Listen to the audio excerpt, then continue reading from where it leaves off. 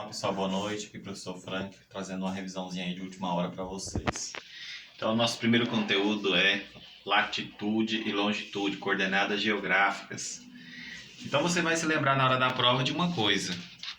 Você vai se lembrar que latitude só pode ser norte ou só pode ser sul. Você vai lembrar que a latitude vai ter a linha do Equador como ponto zero.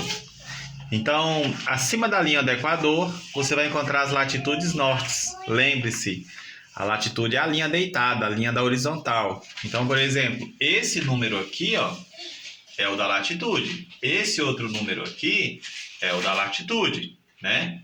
Então, por exemplo, Moscou. A latitude de Moscou é essa linha deitada, no caso, 60 graus. 60 graus, a norte ou a sul? A norte, porque a norte... A latitude dela está a norte porque está acima da linha do Equador. Então, você só vai ter latitude norte ou latitude sul, né? Então, a latitude só pode ser norte ou só pode ser sul. Mas aí você também vai encontrar a longitude. A longitude ela vai ter como referência o meridiano de Greenwich, que é a linha zero. Então, você só vai ter longitude oeste ou leste. Lembre-se, a longitude só pode ser leste ou só pode ser oeste. Vamos pegar um exemplozinho rápido, básico aí, só para vocês não se esquecerem. Vamos pegar aqui Tóquio, né? Então, Tóquio tem aqui, né? Nós temos esse exemplo de Tóquio. Então, veja bem, a latitude de Tóquio é 40 graus. 40 graus a norte por quê? Porque está acima da linha do Equador. Então, essa linha deitada, essa linha na horizontal, que é Tóquio. Então, veja, ó, 0, 10, 20, 30, 40. Tóquio está com a latitude 40.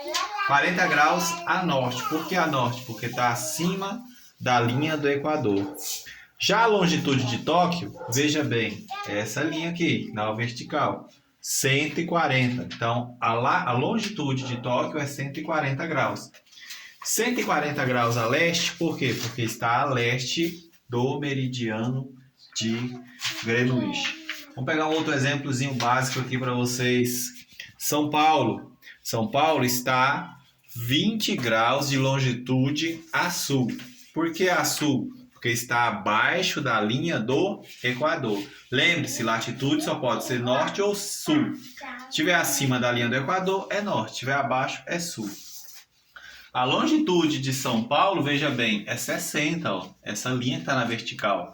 Então, 60 graus, como está a oeste do meridiano de Greenwich, nós dizemos que a longitude de São Paulo é 60 graus a oeste.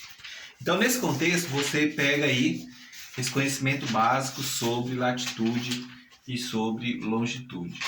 Lá na prova, nós vamos ter outro conteúdo, que é fusos horários. Então, você vai ter o conteúdo de fusos horários.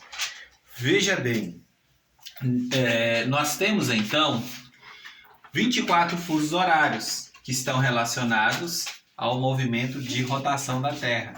A Terra demora 24 horas para girar em torno do seu próprio eixo. Então, nós temos 24 horas diferentes.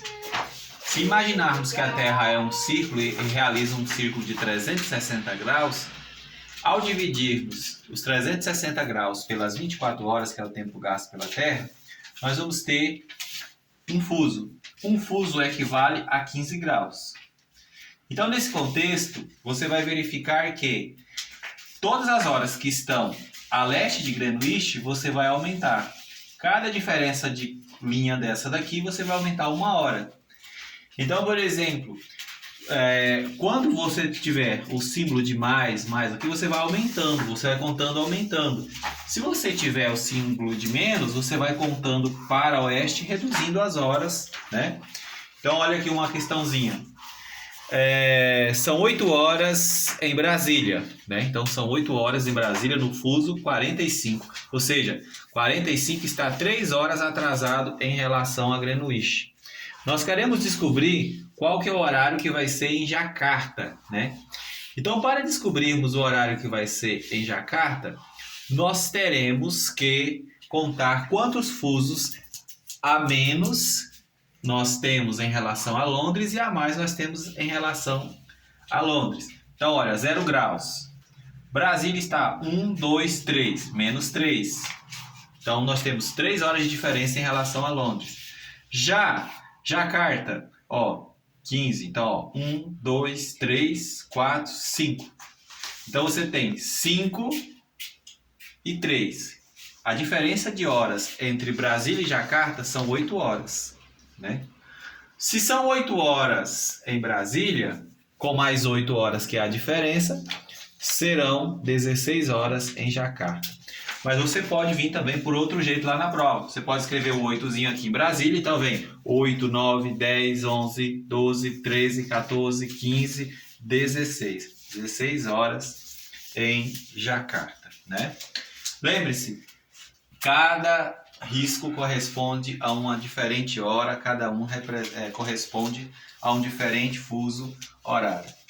Aqui nós temos, então, as linhas imaginárias que circundam a Terra. A norte nós temos o Círculo Polar Ártico. Acima nós temos, então, o Trópico de Câncer. No centro nós temos a linha do Equador, que é o paralelo zero, a latitude zero, linha do Equador. No Brasil nós temos o Trópico de Câncer e abaixo nós temos o Círculo Polar Antártico. Na vertical nós temos o meridiano de Greenwich. Lembre-se, nós temos 3 tipos de projeções. Quando você tem um mapa aberto que representa a Terra por inteiro, nós temos uma projeção cilíndrica, como este caso aqui. Quando você tem um mapa que representa apenas um dos hemisférios da Terra, no caso daqui está representando só o hemisfério norte, só o norte da Terra. Então, nós temos uma projeção cônica. Quando você tem, a partir de um ponto central, uma visão de 360 graus no mapa, você tem uma projeção plana. Então, lembre-se, lá na prova vai cair uma questãozinha sobre projeção cilíndrica, cônica e plana. Não se esqueça desse detalhe aí. Para finalizar a nossa revisão, nós temos aí as escalas. Então, as escalas também estarão lá na nossa provinha. Veja bem, nesse caso aqui nós temos uma escala numérica, né? Então, nesse contexto, você tem a seguinte escala desse mapa do Brasil. 1 por... no caso aqui, nós temos 1 por 25 milhões. Nesse contexto, a questão fala assim: em um mapa de escala 1 por 25 milhões de centímetros, a distância no mapa entre um ponto a outro são 6 centímetros. Então, de um ponto a outro aqui no mapa, a distância é de 6 centímetros. Nesse contexto, nós precisamos primeiro descobrir quanto que vale 1 centímetro nesse mapa.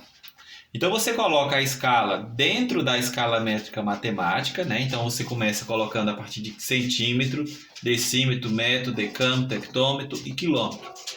Lembre-se, a única casa que pode ter mais de um zero é a casa de quilômetro. Então, você cortou 5 casas, 5 zeros, sobrou 250. Então, significa que 1 centímetro no mapa é igual a 250 quilômetros na realidade. Ou seja, depois que você cortou 5 casas de zeros, você descobriu que 1 centímetro no mapa é igual a 250 quilômetros.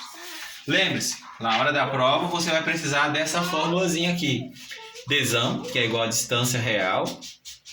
Dzão é igual Dzinho no caso é a distância no mapa, vezes E, que no caso é a escala.